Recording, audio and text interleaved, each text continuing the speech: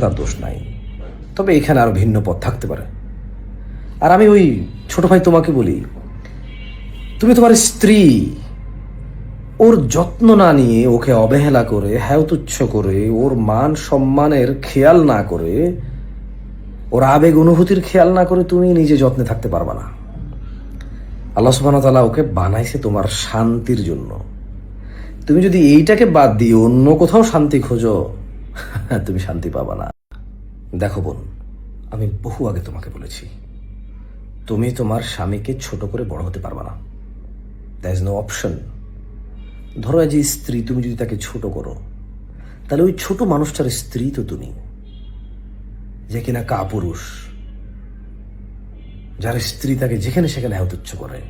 চুপ করো, কি বোঝো তুমি? তুমি কথা বলবা না, আমি বলতেছি। তোমাকে কথা বলতে কে বলছে? তুমি এটা পারো না, সেটা পারো না, কিনতে পারো না, তোমার কিনা ঠিক নাই, বেশি দাম নিয়ে গেছে, পচা জিনিস আসছে। So so so so so so so so তুমি চেষ্টা করবা তোমার স্বামীকে যথাসম্মান দিতে। জানি তার ভুল আছে, বাট তার গোপনীয়তা ও দুর্বলতা তুমি প্রকাশ করবা না।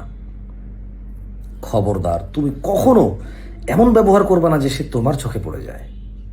তাইলে ওই নিচ পড়ে যাওয়া কাপুরুষটা আর যাই করুক, কোনো পরিবারকে সুখে রাখতে পারবে না, সক্ষম হবে না, কারণ সে নিজের সুখী তো নাই। তার নিজের ইজ্জত সম্মানিত কোথাও সে টিকাইতে পারে না। না, আমি মোটেও বলছি না তার দোষ নাই, তবে এখানে আরো ভিন্ন পথ থাকতে পারে।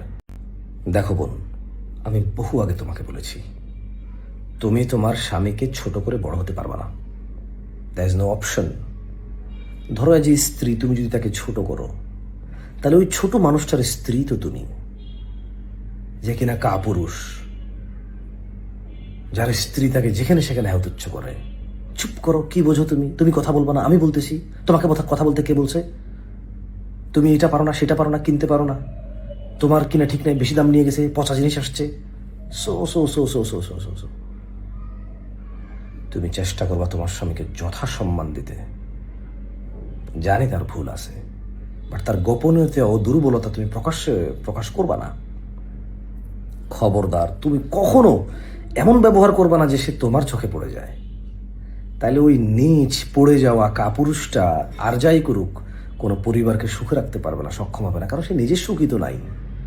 তার নিজের ইজ্জত সম্মানিত কোথাও সে টিকাইতে পারে না। না, আমি মোটেও বলছি না তার দোষ নাই, তবে এখানে আরো ভিন্ন পথ থাকতে পারে।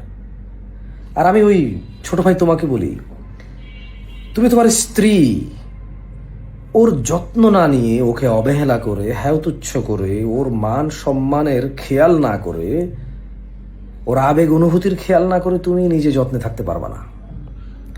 আল্লাহ সুবহানাহু ওয়া তাআলা ওকে বানাইছে তোমার শান্তির জন্য। তুমি যদি এইটাকে বাদ দিয়ে অন্য কোথাও শান্তি খোঁজো, তুমি শান্তি পাবা না।